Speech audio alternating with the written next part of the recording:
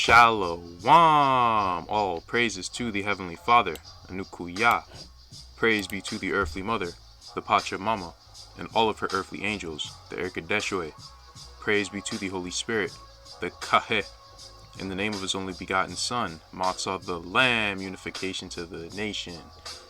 So, guys, we have a very important topic to discuss.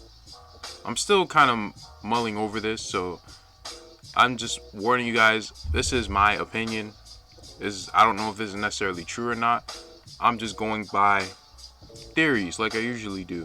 And, I'll correct myself if I'm wrong, or we'll build on it if I'm right. That's kind of how it goes. So, a brother actually left a comment that really made me want to look more at Ethiopia again. And someone else had made a video on questioning what Ethiopia actually was or is. I'm not talking about the continent of Africa or the sub-Saharan continent of Africa. I'm talking about the country or area of quote-unquote Ethiopia today, right? It was called Abyssinia at some point. There's definitely a connection with them and the tribe of Judah, but I'm not getting into that necessarily today. Well, in a way, I guess you can say that regarding me looking at phenotypes and things like that. But we are actually going to touch on the connections between the quote-unquote Ethiopians and the Medes or the Assyrians. So, which one am I going to? Yeah. So I wanted to read some of this. Let me see where I want to start off first.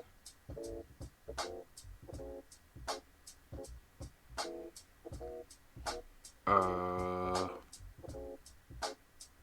thought there was more that I wanted to read. I don't want to miss anything. Alright, I don't see anything else, so. The Khazars tribal structure is not well understood. They were divided between the Ak Khazars, or white Khazars, and the Kara Khazars, or black Khazars. The Arab writer Istakari claimed that the white Khazars were strikingly handsome, with reddish hair and white skin and blue eyes. Isn't it funny that we see this exact same depiction when it comes to these giants of the Americas and all of these ruling class of people? We see all these mummies in quote-unquote Egypt that have the same look. And then we went over the Indo-Europeans, the Tocharians. We're going to get into, within the next couple of days, we're going to touch on the Tartary Empire. And the fact that a lot of these modern day Europeans, they've pretty much hijacked the Tartary Empire and the history of North America and claiming it as their own. And Genghis Khan, they're claiming it as their own. We have to understand that there are two sects of us. There are two sects of quote unquote Native Americans. There are two sects of Khazars. There's two sects of Jews. There are two sects of Europeans. You have the hijacked ones and the actual ones. Or the ones who are actually doing everything. The people who won can tell you that these people look like whatever the hell they want to tell you like. So it really doesn't matter what they say. Just keep that in mind. Because I've just noticed this.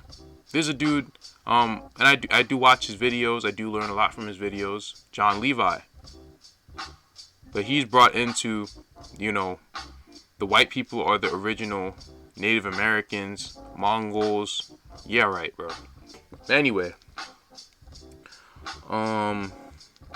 So, the Arab writer claimed that the white Khazars were strikingly handsome, with reddish hair, white skin, and blue eyes. Let me see if this music is too loud. No, we're good. I'll turn down just a little bit.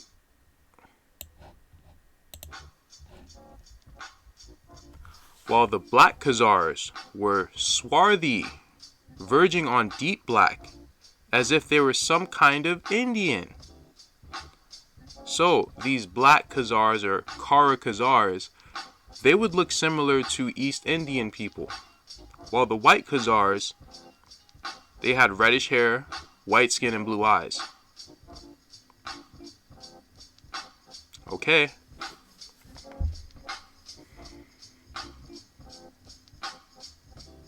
I'm telling you, there's something else I wanted to read here, but I cannot remember. But whatever, maybe it wasn't that important. I wanted to show you. You see this? These are supposedly the Persians. Right? You can see how they look. Now, if you could say that these people look like a certain group of people, who would you say they look like? What did the Bible say that, where did it say that the Persians and the Medes, where did it say they were located? Do you guys know? I'm going to come back to this, but let me show you real quick.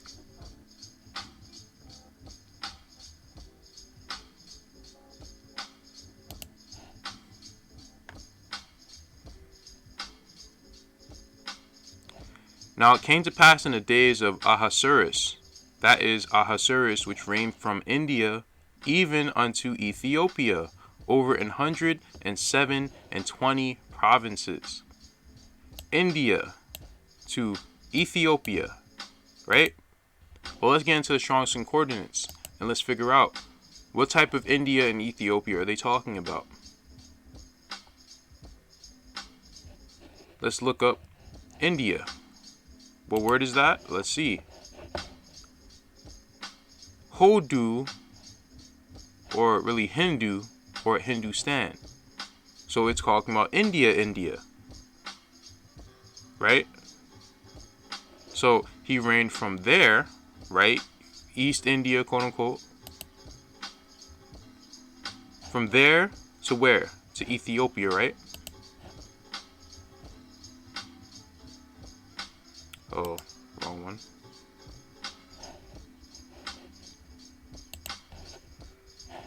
Kush, or Kush, right? And this has multiple meanings, right? Kush has multiple meanings. It can mean the son of Ham. It can mean an area of dark-skinned people. It can mean the area where the sons of Ham live, right? Or some sort of border between Ham and Shem's land, which probably is known as Ethiopia. So there's many different connotations when it comes to the word Ethiopia or Kush.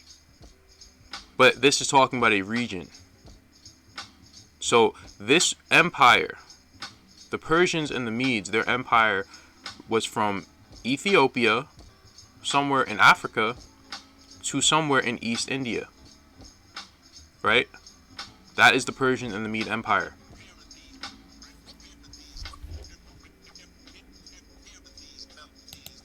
And this is a Persian.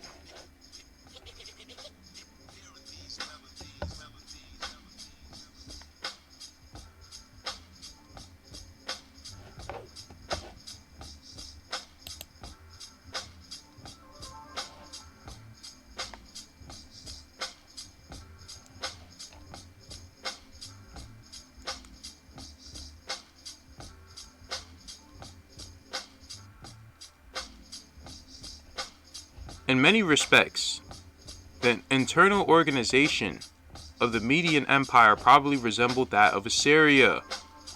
Hold on. That Median Empire probably resembled that of Assyria, but little is actually known. Few identifiable Median objects have been found, but the Medes apparently favored rich ornamentation and also received a strong artistic influence from Assyria.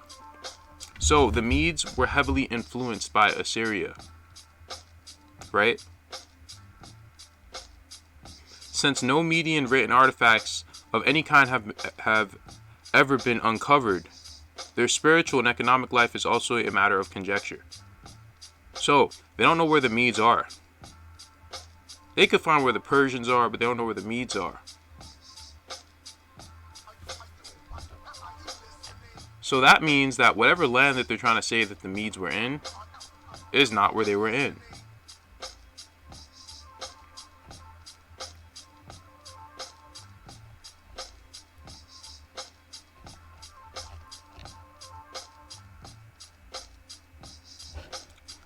By the victory in 550 of the Persian chief Cyrus II the Great over his suzerain, I don't know, whoa, I ain't trying, of Media, this dude of Media, the Medes were made subject to the Persians. So the Medes were subjected to the Persians. Okay. And that's when I, started making some connections, bro. It said that it was from India to Africa, pretty much. So where in Africa could have taken place this empire? Pay attention to this crown right here. These Ethiopian crowns.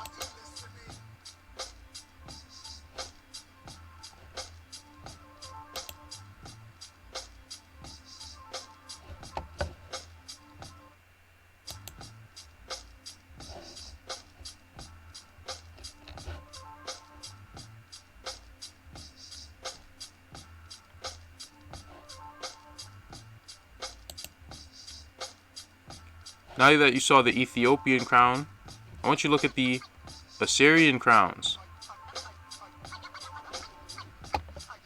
Do they not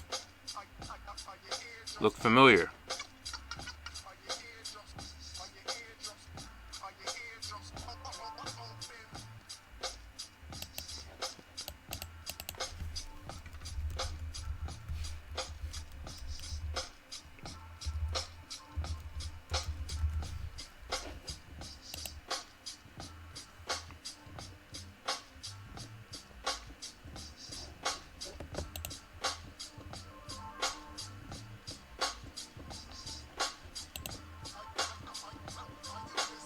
See this? What does this look like?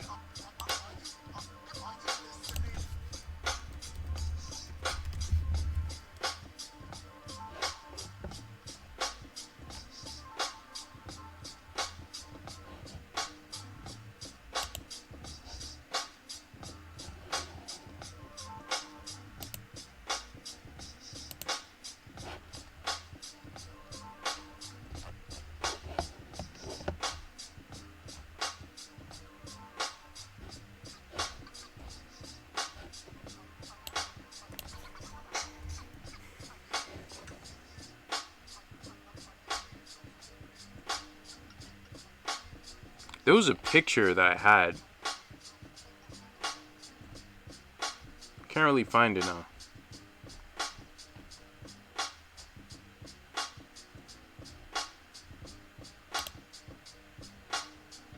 But you can see how these depictions of the Assyrians look.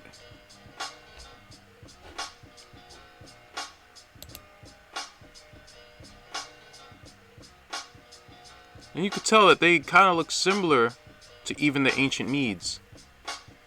But the ancient Medes, they seem to be a bit more afroed, if you will. Pay attention to this hat that the ancient Medes had. This bald hat. And this other hat / crown right here.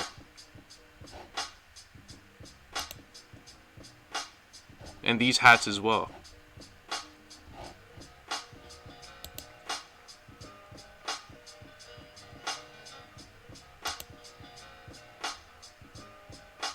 So look at their face structure as well, their nose, all of that, man.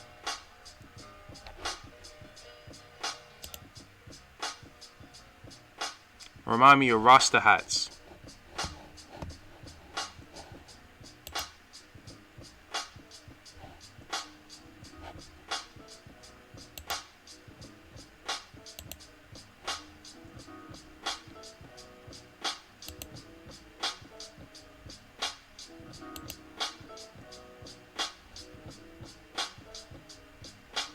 Are you catching my drift?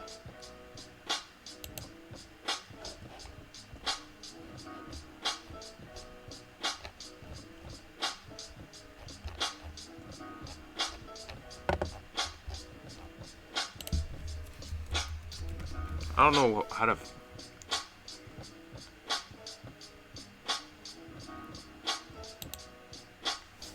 trying to look for a good picture.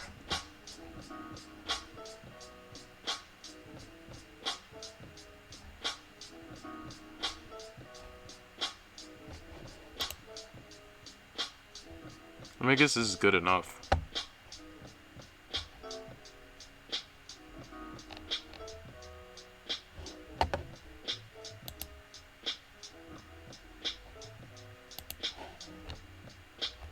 There's definitely an Assyrian influence, and there's definitely some sort of connection with the Medes.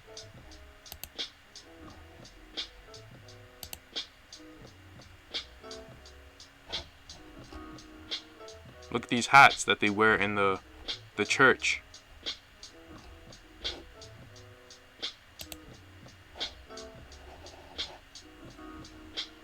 Same or similar beard as well, similar facial hair. They don't grow it incredibly long, but they can grow it pretty long.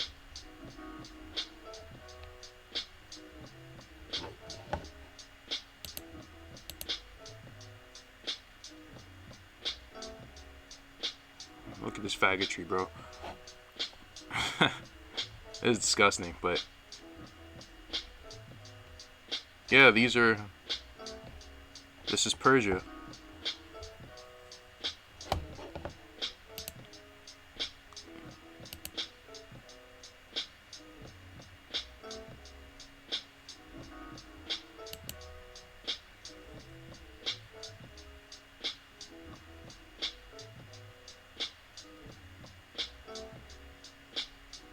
Let me see what I want to read here.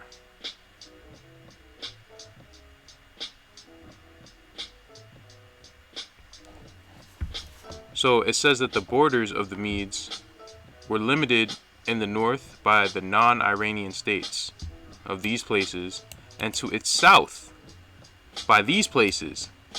And what place is also there? Elam, right? Now, they actually cannot find where Elam is, believe it or not. They have no idea where it is. This is a big guess, and they already told you that they can't really find anything that has to do with the Medes.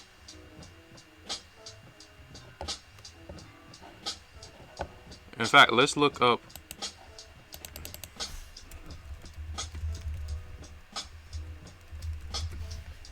Persian and Medes Empire. They're saying that this was their empire.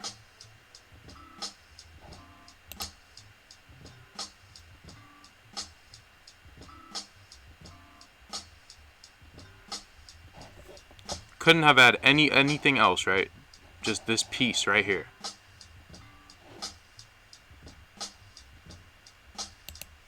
Doesn't really make sense. Now, where did they say that Elam was located? Elam was an ancient civilization centered in the far west and far southwest of modern-day Iran. That's their words, not mine. Now, they can say that Elam right here is to the far west and far southwest. But you know what else is far west and far southwest of here? Ethiopia. It said that they stretched all the way to Ethiopia and went to Hindu or India. Right? Okay. And it said southward. Like that was the end of their empire. That's where it was getting to the exteriors of it. So, what we went over a few weeks ago was Isaiah chapter 21, the first two verses. And I'm going to read it again. The burden of the desert of the sea. As whirlwinds in the south pass through, it so cometh from the desert, from a terrible land. A grievous vision is declared unto me. The treacherous dealer dealeth treacherously, and the spoiler spoileth.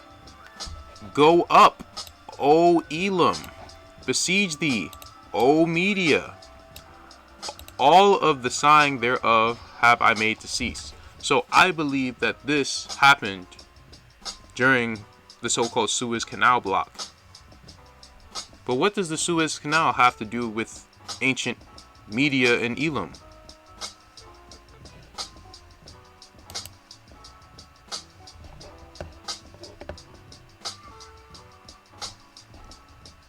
This had to have been used either in ancient times by the Midians,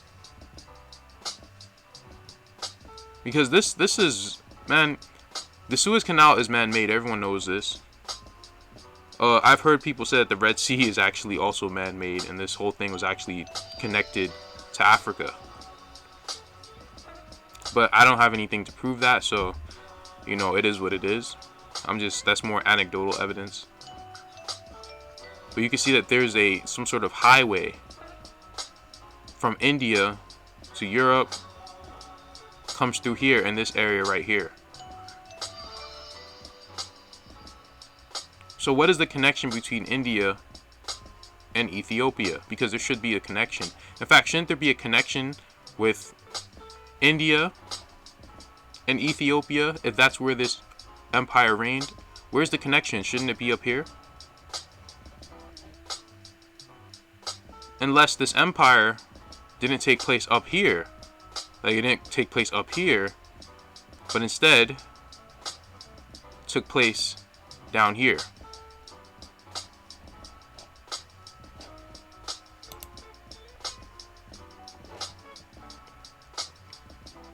And we just went over this, right?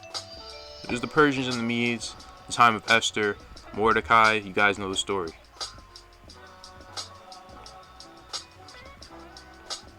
And then I had to open up the Numbers chapter 12.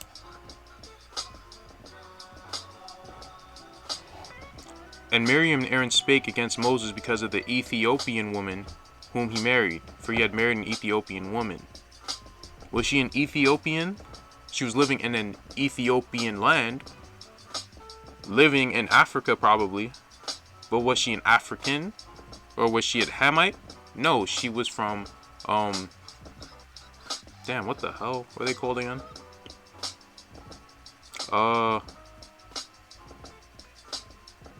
Wait, aren't they the Midians? No. What are they called, man? Hold up. I'm having like a...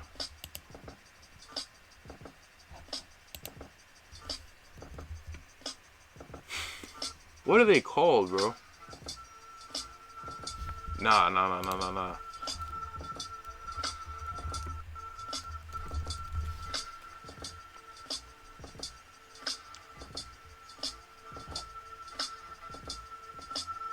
Yeah, it is the Midians. Bro. Yo, I forgot that they were literally the Midians, bro. So Media, or Midian, hey, where was it located? It said that it was in Ethiopia, stretched from Hindu to Ethiopia. That's what it said, right? I'm not saying that. That's what the Bible says. This is Ahasuerus, which reigned from India even unto Ethiopia, from Hindu to Cush. Where is Cush? How could she be a Midianite and a Cushite? And how did the Medes have control of Ethiopia? They must be connected to Ethiopia, unless the Medes are from Ethiopia.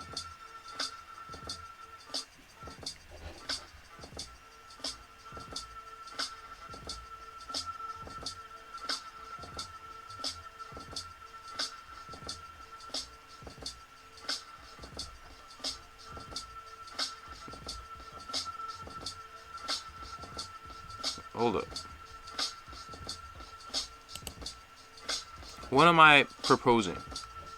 Getting straight to the point, I'm proposing that this land was connected. But I'm saying that the Median Empire was not up here. Instead, it was down here.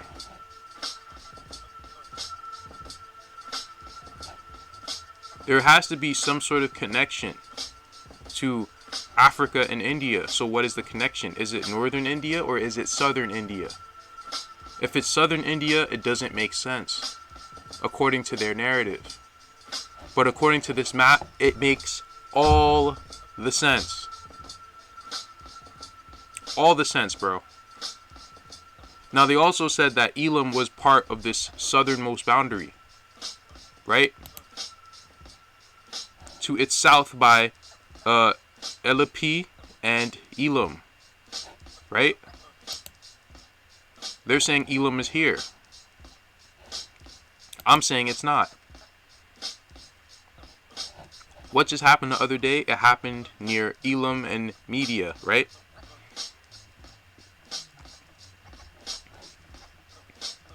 Where's the Suez Canal? Right here. So near the Suez Canal, or whatever this was being used for, it was being used by Media at some point, or right now. But this was a big clue. A big clue, a very big clue. This Suez Canal has nothing to do with the Middle East. This really has to do with this land right here. This land right here would be able to utilize this Suez Canal a hell of a lot more than this land over here. If the so-called Red Sea is not man-made and it's been there for a while. Let's move on, man. Now, I wanted to give a connection with the tribe of Judah and the people of Elam. Because now there seems to be a connection with the Midianites and the Elamites. Right? Now, what did we just go over at the beginning of the video? Who were the Kara Khazars? They were described to being very black or very dark, and what did they look like? Like people from East India, right? Doesn't mean they were East Indians. It's the same way how I say that the Israelites looked similar to Melanesians. I'm not saying that they are Melanesians today. I'm also not saying that they can't be among the Melanesians. I'm talking about how they looked, right? That's all I'm talking about. But why did they look like this? As we went over in this video that I did,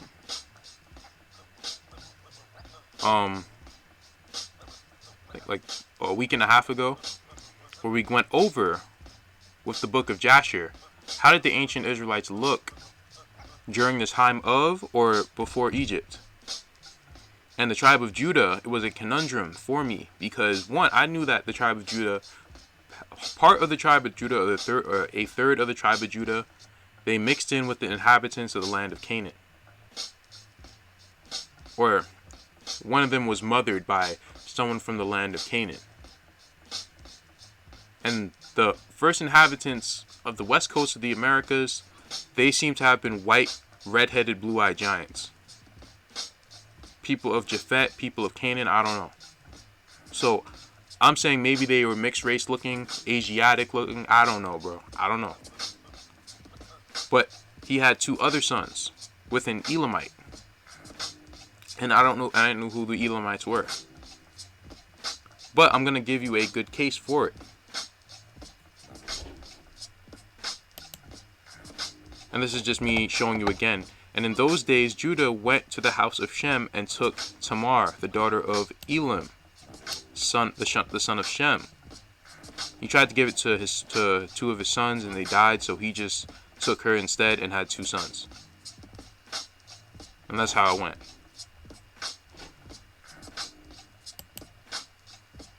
I want to show you how the people of Ethiopia look. They have a particular look to them. And it's to the point where people have tried to say that they are Caucasians. But we're going to have to make another video on this, because the Caucasian phenotype is not white. It's not a white phenotype.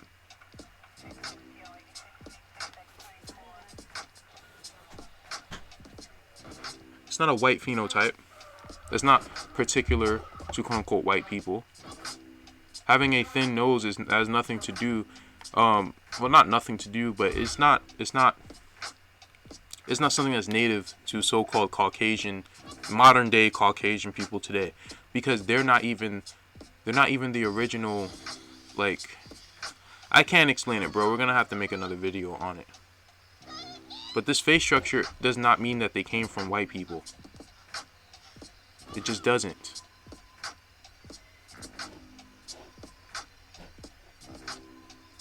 Now we're going to get into the Dravidians.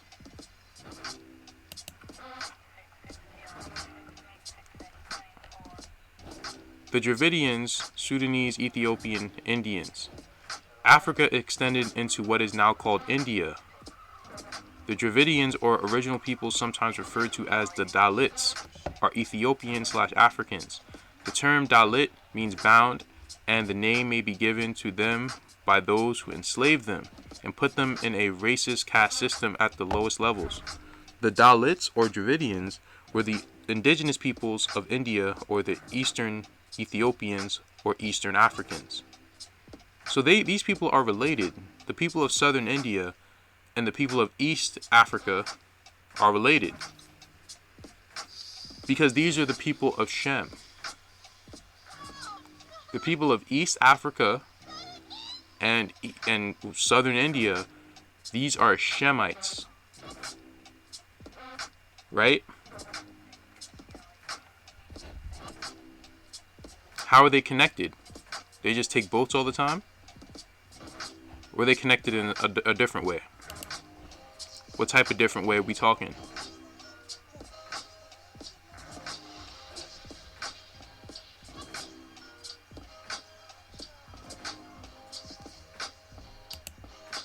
Now, this is a book I just made a PDF of.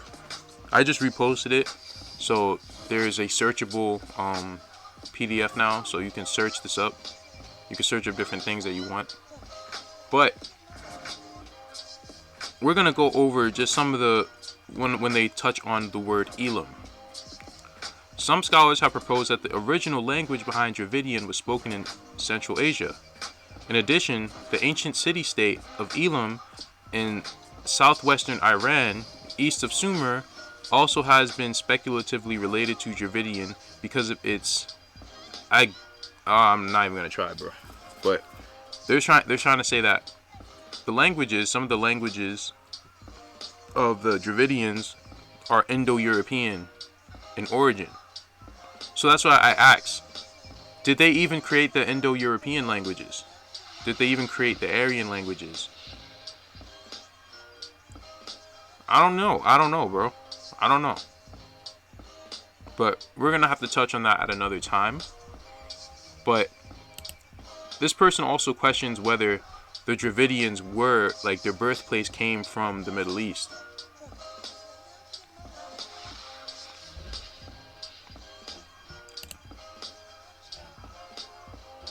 Thus, if the Dravidians of India originated in Elam, as a few scholars have maintained, we must ask how a small city-state could move a significant population several thousand miles overland through much treacherous terrain to populate the southern part of the Indian continent, which makes a lot of sense of what he just said. What doesn't make sense is the fact that supposedly these Dravidian peoples, who supposedly originated in the Middle East and Iran in this area right here, that they would move all the way over here just to get to southern India. Does that make any sense? No, it doesn't. But supposedly the Dravidians originated in Elam, right? So where's Elam? Is Elam actually here? I find that very hard to believe. And wherever Elam is, surely it has something to do with Ethiopia or the eastern part of Africa, because not only do they look the same, but some of their culture is the same. Some of their dress is the same. So it's either this was just they just took boats all the damn time, or this land was connected.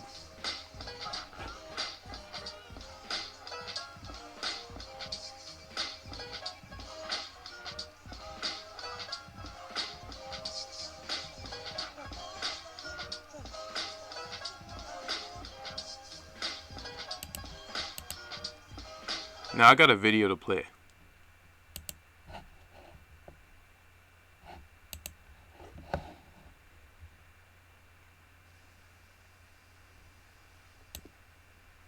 Many people believe that the idea of the relationship between Africans and Dravidians is the creation of Afrocentric researchers. This is false. It was Dravidian speakers themselves who discovered that anthropological, linguistic, and archaeological evidence support a genetic relationship between Africans and Dravidians. These people refuse to believe that Dravidians could see a relationship between themselves and Africans because Dravidians have straight hair. Yet we must remember that many Dravidian speakers are much darker than Afro-Americans and Africans. Most Dravidians have phenotypical Negro features, such as wide noses, thick lips, and Negro features generally. And that's where I have to stop this guy because, you know, this is an Afrocentrist, bro. First of all, his concept of race is not really real. It's something that's kind of made up. It's fabricated. Negroid features, I don't know necessarily where they come from. I don't think that they're synonymous with any son of Shem, Ham, or Japheth. Like that. You know. There might be. Like, don't get me wrong. There might be because there is, you know, a certain popular phenotype according to certain groups of people. So it could have been that that Ham had a wide nose, you know, Shem had whatever nose. Like, I don't even know, bro. Like I don't know, like a prominent nose, and Japheth had a skinny nose. I don't know, bro. But no, actually, the Dravidians probably look more like how the Shemites originally looked than the Africans. People don't like to hear that, but I don't think our hair was as knotty as we're trying to make it out to be.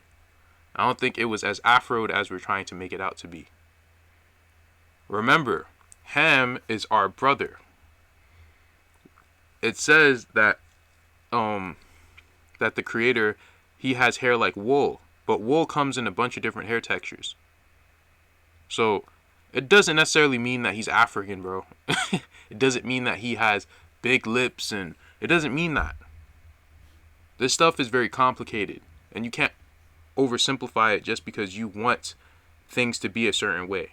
You can't just say the Native Americans were black and that's it. Like, that's not how it works, bro. You need to actually do research. And when you really do research, the people of Asia did not look like Africans. They look like black Asians, but they didn't look like Africans. It's not the same thing. So the only difference between the average African, Afro-American, and Dravidian is the straight hair. And this bill reads why Dravidians believe that. That's not true, bro. Man, first of all, why is he using the term African? Right? Why? African, it has different connotations. Africa only applied to the northern part of the continent of Africa at some point. Ethiopia also applied to the interiors or sub-Saharan Africa. So what type of African are you talking about? There are also different looks when it comes to East Africa and West Africa. West Africa seems to be pretty much the location of the Phoenicians' birthplace, but some of that land belongs to Ham, bro. Like, the more I research, I'm like, bro, this doesn't seem like, you know, a lot of this land is our land. This seems like this is Ham's land. It just does. Like, it just does. Right? I think we went there. I think we're scattered there. But I don't think that's where we're from. I just don't think that. I actually think that a lot of the Cushites, and a lot of the so-called African people, the Hamitic people, you know, they're from that land. That's their land.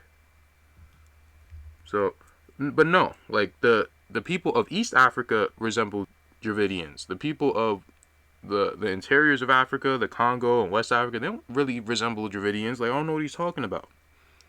It's not true. They are related to Africans. It was the Dravidians who proved that Dravidian-speaking people originated in Africa. and that Dravidians and Africans are related historically and genetically. These researchers include B.B. Lal, K.P. Alvanan, U.P. Upadhyaya, and S.P. Upadhyaya. Beginning in the 1960s, Indian archaeologists, linguists, and anthropologists began to recognize the close relationship between Africans and Dravidians. B.B. Lal, in the only Asian expedition in Thread Nubia, worked by an Indian mission at Afdak and Tumas, published in the Illustrated London Times, 20th of April 1963, was a paper that was very important. In this article, B.B. Lal was the first Indian Egyptologist. Not only was he the first Indian Egyptologist, but B.B. Lal showed conclusively that Dravidians originated in the Saharan area of Africa 5,000 years ago. Dr. Lal claimed that the Dravidians came from Kush in the fertile African crescent and were related to the Sigru people who founded the Kerma dynasty in the 3rd millennium B.C. His excavation of artifacts in Egypt and India led Dr. Lal to declare that the Dravidians used a common black and red pottery, which spread from Nubia to modern-day Ethiopia, Arabia, Iran, into India, as a result of the Proto-Saharan dispersal. Indian black and red ware is identical to Sea Group ware. The Sea Group people, as I mentioned earlier, lived in Nubia. The earliest use of this black and red ware was during the Amrathian period, 4000 to 3500 BC. The users of black and red ware were usually called Kushites. B.B. Lal also observed that the black and red ware dating to the Kerma dynasty of Nubia is related to the Dravidian megalithic pottery of South India. H.N. Singh, in History and Archaeology of Black and Red Ware, believes that red and black pottery radiated from Nubia to India. This pottery, along with wavy line pottery, is associated with the Saharo-Sudanese pottery tradition of ancient Africa. After B.B. Lal, a major Dravidian researcher who has illuminated the African-Dravidian connection is Dr. Aravanan. Dr. A.P. Aravanan is former Vice Chancellor of Manan Maniam Sandaranar University. He wrote many works and articles on the relationship between Africans and Dravidians. Dr. Aravanan has written extensively on the African and Dravidian relations. He has illustrated that Dravidians share many physical similarities, including the dolichocephalic indexes and also nasal indexes, along with blood type. Aravanan also presented much evidence for analogous African and Dravidian cultural features, including the chipping of the incisor teeth and the use of the lost wax process to make bronze works of art. There is physical evidence which suggests an African origin for the Dravidians. The Dravidians live in South India. The Dravidian ethnic group includes the Tamil, the Kuruk, the Malayalam, the Kannada or Kannaris, Tulu, and etc. Some researchers, due to the genetic relationship between the Dravidian and Niger-Congo speaking groups, call the Dravidian Indians the Sundroid, or Indo-African race. Dravidian languages are predominantly spoken in southern India and Sri Lanka. There are around 125 million Dravidian speakers. The Dravidian languages are genetically related to African languages. In fact, the Dravidians are remnants of the ancient black population who occupied most of ancient Asia and Europe. Wow. There was a long development in the recognition of the linguistic. He finally said something that was honestly worthwhile in my opinion, because that kind of lets you know that these people were connected with the ancient quote unquote black or really melanated empires of Europe and Asia, right? And these people are connected to East Africans, not necessarily West Africans, not necessarily Sub-Saharan Africans, not really even North Africans. So I'm asking, what was connecting them? What piece of land was connecting them? And where was the Persian Empire? Where was it? Where was the Persian and Medes? Where were they? Where were the Medes? Asia and Europe. There has been a long development in the recognition of the linguistic unity of African and Dravidian languages. The first scholar to document the fact was a French linguist, L. Hamburger. Professor Hamburger, who is best known for her research into African languages, was convinced that the Dravidian languages explained the morphology of the Senegalese group of languages, particularly the Serere, the Fulani, and Wolof group. She was also convinced that kinship existed between Kananda and Bantu languages, and the Telugu and the Mandi group. Dr. L. Hamburger is credited with the discovery for the first time of phonetic, morphological, and lexical parallels between Bantu and Dravidians. And that is true, because both of them are Shemitic groups. It's just that one of them is an older group than the other. And I honestly believe that the Eastern Africans are older than the Western Africans. Of course, the oldest group are the people who went into the interiors of Africa, which are the people of Ham. You know, they descended from the Nilotic peoples. But yeah, they are the oldest group. The haplogroup A, part of the haplogroup B as well. They seem like they're the oldest groups there. But other groups came later, like the people of Midian. And it's funny that I went over the fact that I thought that the people of Midian were in East Africa. You guys remember I did say that. I made a whole video on it. The sons of Keturah. And I found that Mount Horeb, it was in East Africa, because that's the land of Midian. So it's all coming together. This was a piece to the puzzle. Another piece to the puzzle. And it goes to show you that, you know, the tribe of Judah, they have a certain look to them. The tribe of Judah might have a quote-unquote Caucasian look to them. The tribe of Judah might look like Dravidians. Right? We don't really know. I do know that the tribe of Judah also was around the whole world, but the look that they have is almost like a proto-Australoid look. Right? A sort of Dravidian, proto-Australoid look. But that doesn't mean that Dravidians are the tribe of Judah. Could mean that they were there, when I think, and I did make a video saying that, you know, Raja Chola and Rajendra Chola was David and Solomon. I did say that. So I definitely do think that the Davidic line was there, you know, and are still there right now. But the point that I'm making is, I think that this is the location of media, right? So that's my video. I'll, you know, let me know what you got.